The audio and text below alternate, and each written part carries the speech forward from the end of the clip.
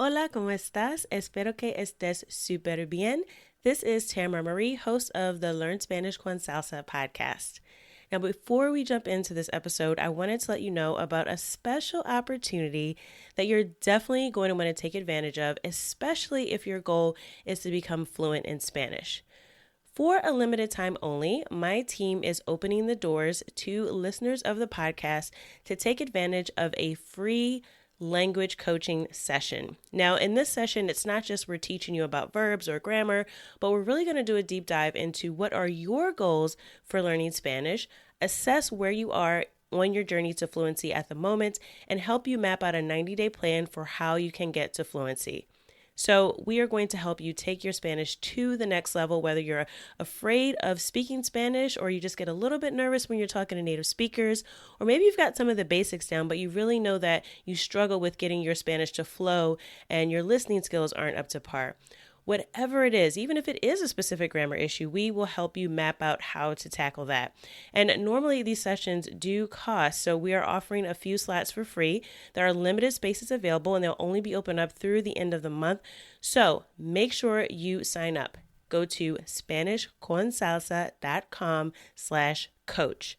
That's SpanishConsalsa.com/coach to book your free language coaching session where we will help you map out a 90-day plan to get to Spanish fluency. Okay, let's get started with the episode. Have you ever been in the middle of a conversation in Spanish and everything is going well up until someone asks you a question like, ¿Qué hiciste ayer? What did you do yesterday?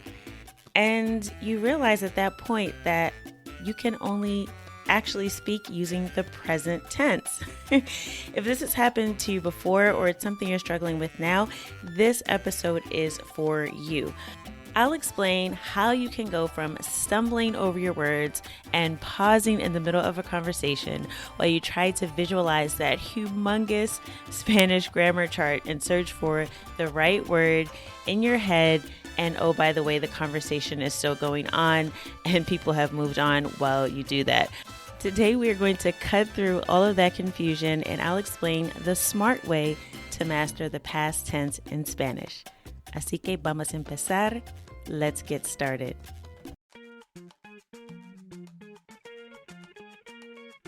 Bienvenidos! Welcome to the Learn Spanish con Salsa podcast, the show for Spanish learners that love music, travel, and culture. Close your grammar textbooks, shut down the language apps, and open your ears to how Spanish is spoken in the real world. Let us show you how to go from beginner to bilingual.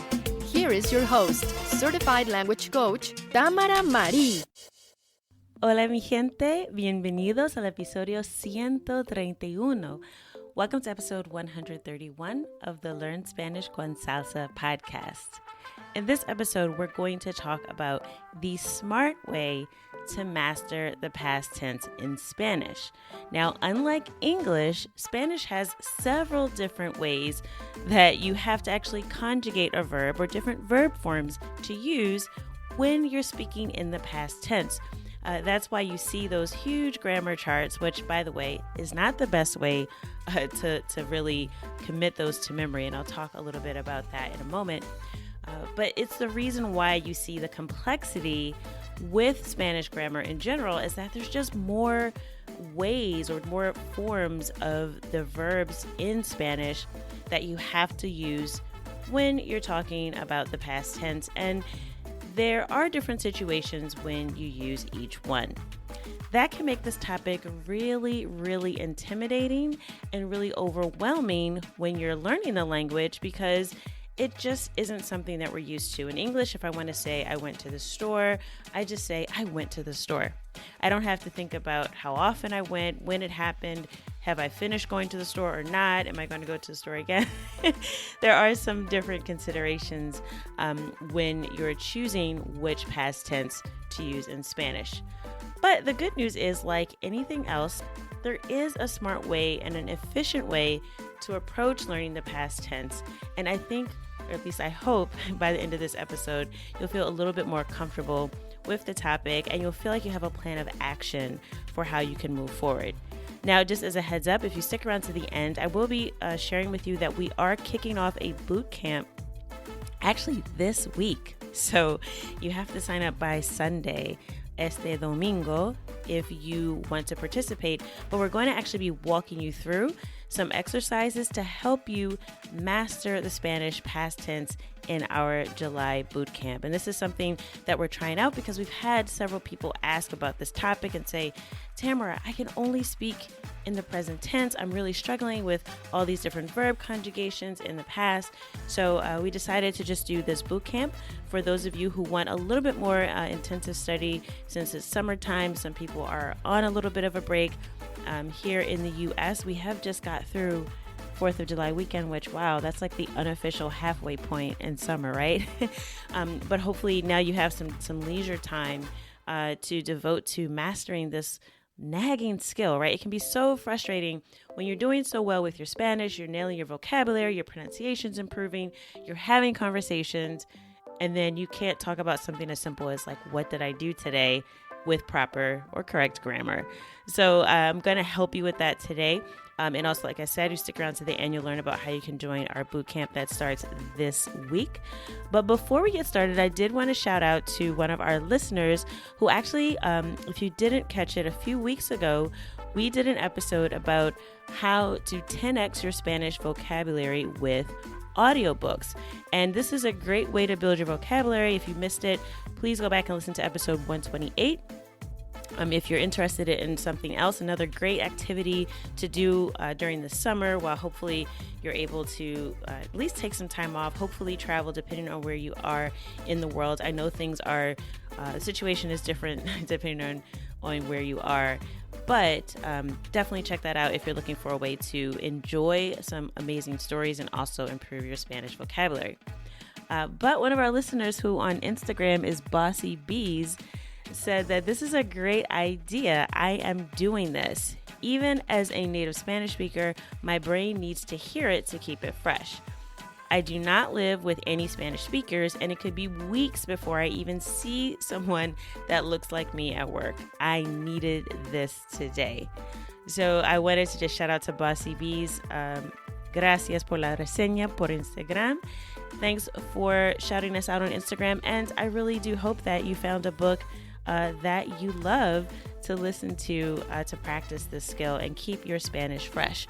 And I will be doing an episode about how to not forget things that you learn in Spanish coming up here this month. So make sure you're subscribed to the podcast, hit that subscribe or follow button if you're on Spotify, so that you will not miss that episode. Because I know a lot of us, we learn things in Spanish all the time, but one of the biggest problems of language learning is that we forget what we learn.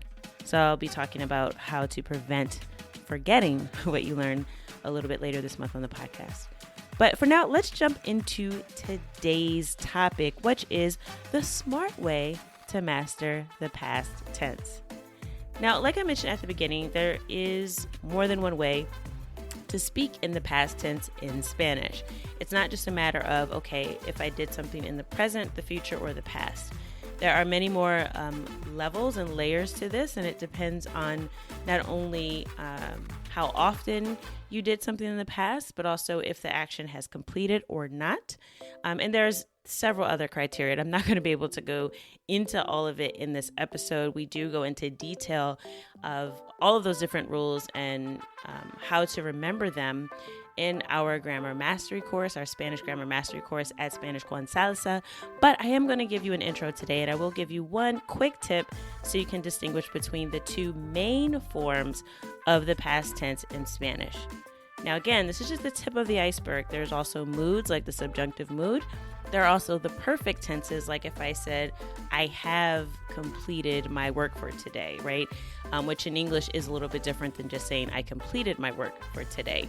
So we're not going to get into all of those intricacies. I'm going to just stick with the main two forms of the past tense that most people think about, and that is el pretérito, which is sometimes also called el pretérito indefinido, and also el imperfecto, which is the one that I think that people aren't as familiar with. So just one rule of thumb, and again, I wouldn't get too concerned about are you using the correct one. I would just really try to learn one and get good at it, and then you'll start to really apply these rules properly and correctly as you have more conversations. But in general, el pretérito indefinido, or the preterite past tense, is used when you're talking about an action that happened in the past and was completed in the past. So if I say, ayer fui a la tienda. Ayer fui a la tienda. I'm saying, yesterday I went to the store. Very simple, right? So that fui is actually the past tense of the verb ir, to go. Now, let's say I was talking about maybe when I was, during quarantine, or maybe last summer, or maybe when I was in school. Maybe it was a time period that has passed. And I'm saying I used to go to the store every day. In that case, it really wouldn't sound natural to say fui a la tienda todos los días, because that just is not grammatically correct in Spanish. This would trigger the use of el imperfecto if I'm talking about something I did more as a habit on a routine basis, with some type of regular occurrence. So instead of yo fui or simplemente fui, I would say yo iba a la tienda todos los días. Why? Because I'm giving a frequency here. This is something I used to do every day. Could also be translated as I used to go to the store every day. But in Spanish, I would just say yo iba a la tienda todos los días. So that's one rule of thumb just to keep in mind. Like I said, I wouldn't get too concerned about it right now. What I would really focus on is just really getting good at one first. So I'm going to give you 5 steps to master the past tense the smart way without getting overwhelmed. The first thing that I would suggest that you do is keep it simple, right? So just like I said, don't try to learn everything at once. You really want to focus on mastering one at a time. And something you might want to consider, and this is really contrary to the way this is tackled a lot of times in language programs, just because of, well, really, I don't know why. I can't explain the academic way that people do things when it comes to language teaching all the time, because it often is not practical. But I will say it often in courses I'll come across el pretérito first. But I believe that you would find a lot more success if you experiment with starting with el imperfecto. Why? El imperfecto only has a few irregular verbs, whereas el pretérito has many. And it's also just way easier to learn to conjugate for that reason. And there's more specific rules about when you use it, so those are things that you'll be able to grasp. However, just because most people want to learn el pretérito, that's usually what we start with as well, because that's what all the questions come in about. But if you're kind of learning on your own, take a look at el imperfecto before you try to tackle el pretérito, because it's just simpler. And even if you don't master using it, you'll definitely start to hear it in conversation because it has a very distinct sound. Just like when I said yo iba a la tienda todos los días, that that ba sound is in a lot of verbs that are in el imperfecto. So you'll notice it right away because it really does stand out. So pay attention to that the next time you're having a conversation. So one, just keep it simple, right? Learn one at a time and don't try to memorize that whole verb chart. Please don't do that. You will find yourself frustrated and wasting your time. And if you have done that before, or you've printed them out, you're like, all right, today, or you have one of those books of like 500 Spanish verbs. All right, today I'm going to learn all the forms of ir. Go. That is not the best way to do it. And if you've tried that before and you're still struggling, then now you know from your own experience. So let's try to keep it simple and just do one verb tense at a time. The second thing I recommend is to learn the most common Spanish verbs first. And you'll want to learn the infinitive form.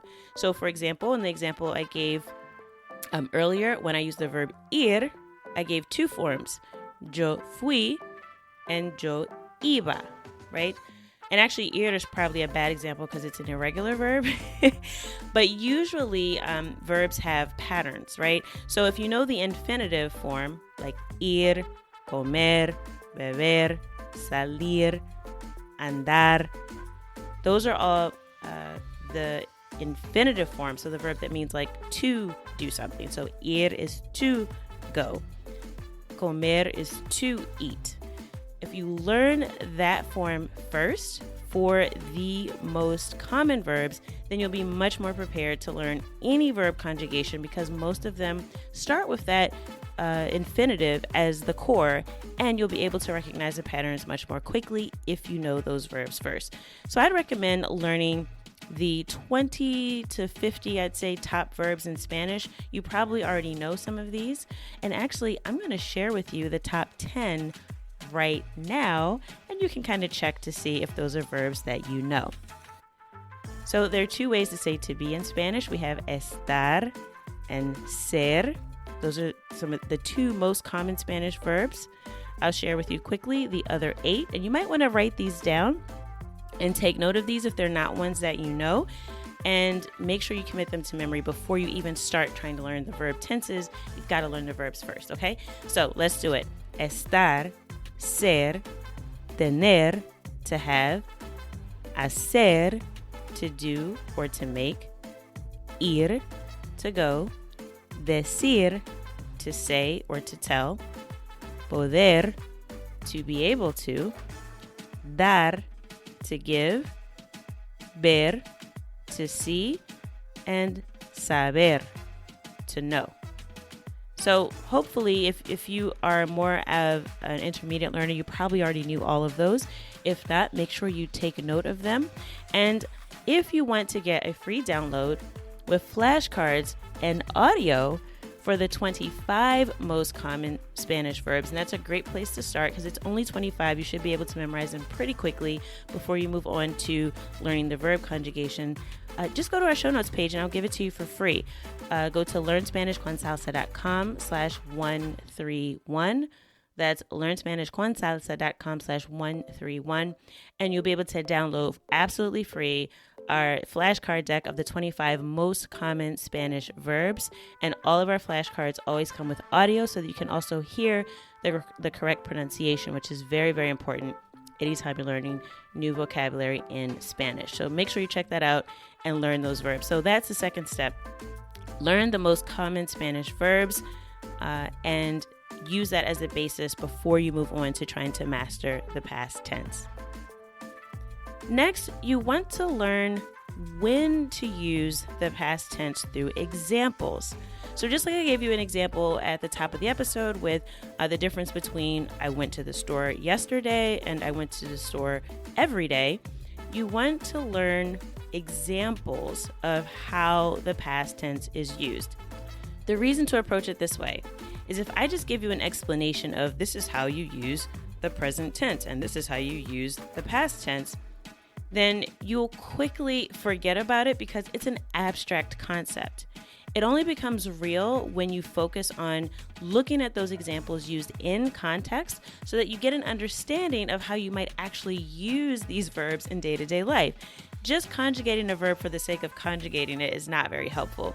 But if you learn the situations in which you would use the past tense through examples, it's much more likely to stick, and you'll be a lot more likely to use it properly when you're in a conversation. So make sure you focus on examples when you're learning the rules for how to use the past tense.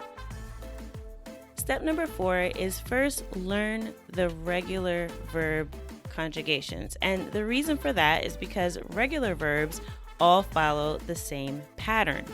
Irregular verbs are called irregular because they don't follow the pattern. So just like I mentioned, ir is an irregular verb in the preterite past tense, but it's not always an irregular verb. So you'll find that certain verbs are irregular only in certain tenses. So I'm speaking specifically about verbs that are regular in el pretérito or el imperfecto, focusing on just the regular verbs before you focus on the exceptions to the rule.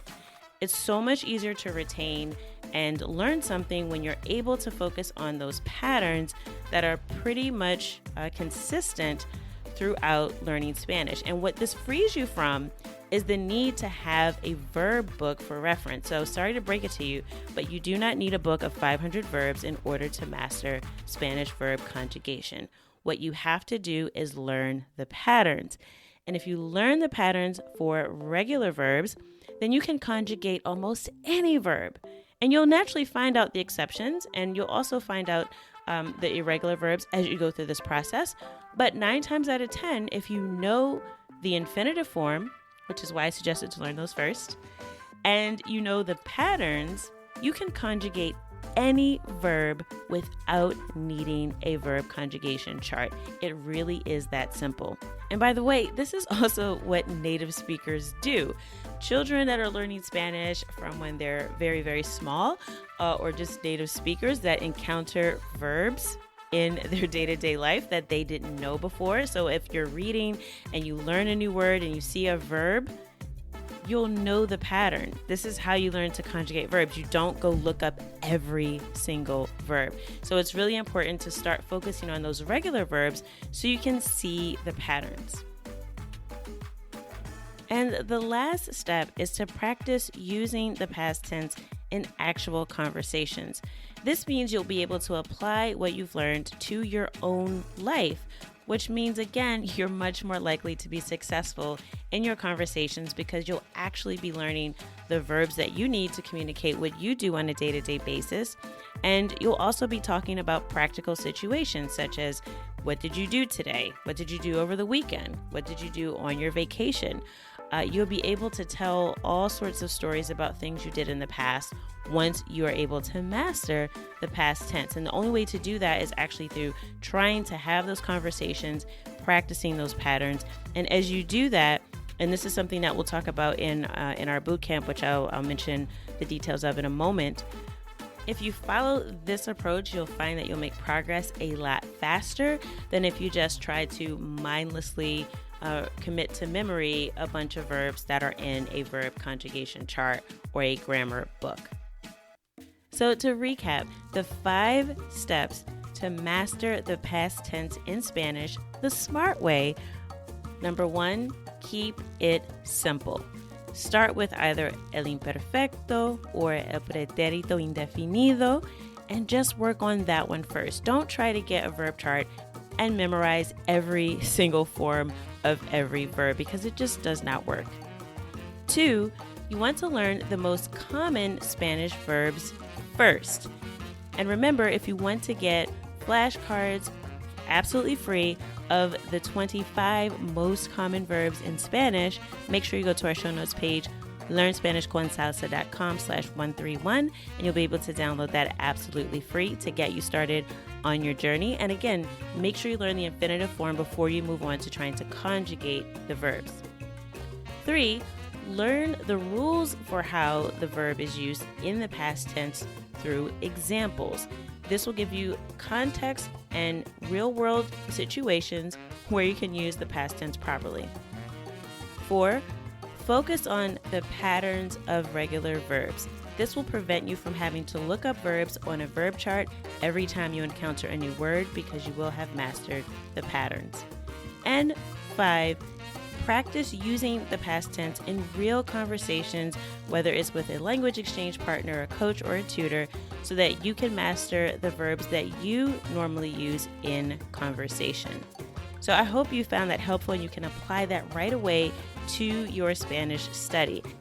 So if you're thinking, okay, Tamara, that sounds great, but I really want to get started on this and I need some more help to go through this process, and I have the perfect thing for you. If you have some time during the month of July, join our Spanish Grammar Bootcamp, where we will walk you through a process that will help you master the past tense in Spanish. And we will be starting with el pretérito indefinido, because that's what most people want to learn. Like I said, el imperfecto, I think you'll find much easier after you master el pretérito, but we can help you through that. Our team is standing by and we are ready. We are getting started this week. So what are we doing in the boot camp? Well, I'm super excited because we will actually be walking you through the correct order in which to learn each of these verbs so that you actually are able to have conversations that flow better and you won't be struggling to remember conjugations in your head in the middle of a conversation. So the way we do that is we're going to walk you through a 30-day boot camp. Every single week, you will be given your daily practice for that week. and that will help you practice the specific order that we recommend that we use with our students to help them master the past tense in the most efficient way. So we'll walk you through how we recommend tackling each of these and breaking it down so that it becomes easy, that it's in context for you, and that it makes sense for your daily life. So every single week you'll get a set of actions that you will do, and you will get feedback from one of our coaches to correct any mistakes or any errors that you're making in word usage. If you're not conjugating the verb properly, we will give you that feedback so that you can practice and continue to improve. If you focus on just one skill for 30 days, it is a great way to actually make progress. I think so many of us approach learning a language with this idea that there's so much to learn. How will I ever get it all done? And that's why we're doing this boot camp. It's an opportunity for you to focus on one language skill so that you can get good at it and it will no longer be an impediment to your conversation skills. So if you're interested in joining us, go to learnspanishconsalsa.com/bootcamp. That's learnspanishconsalsa.com/bootcamp. I know it sounds very military, but I promise no push-ups. We're not going to whip you into shape that way, but we are going to whip your Spanish grammar into shape so that you can start speaking in the past tense and not just, stumbling over your words or getting stuck with using the present tense for a whole conversation, because that can get a little awkward, right? So make sure you sign up, learnspanishconsalsa.com/bootcamp. You have until this Sunday, July 11th, if you want to join us, and we're going to hit the ground running and get started with a really quick practice. You really won't need that much time. It shouldn't take you more than 15 minutes a day, and that's the beauty of this process. You're really doing sort of like a mini immersion where you're just focusing on this one thing. You'll work on it every single day, and like I said, every week you will get feedback to help you improve right away. So I hope that you're interested. If you have the time for this July and you really want to focus on this, learnspanishconsalsa.com/bootcamp for details. You can also message us on Instagram at learnspanishconsalsa if you have specific questions about how the bootcamp works. And by the way, if you are a member of our Spanish Con Salsa Fluency Club, you will get access to this already, so you no need to sign up. We will be doing this as our member challenge for the month right along with the bootcamp, so you will be able to participate, and our team will always give you feedback, as always. So that is it for this episode of the podcast. I hope that something you heard today has helped you go one step closer from Spanish beginner to bilingual. Hasta la próxima.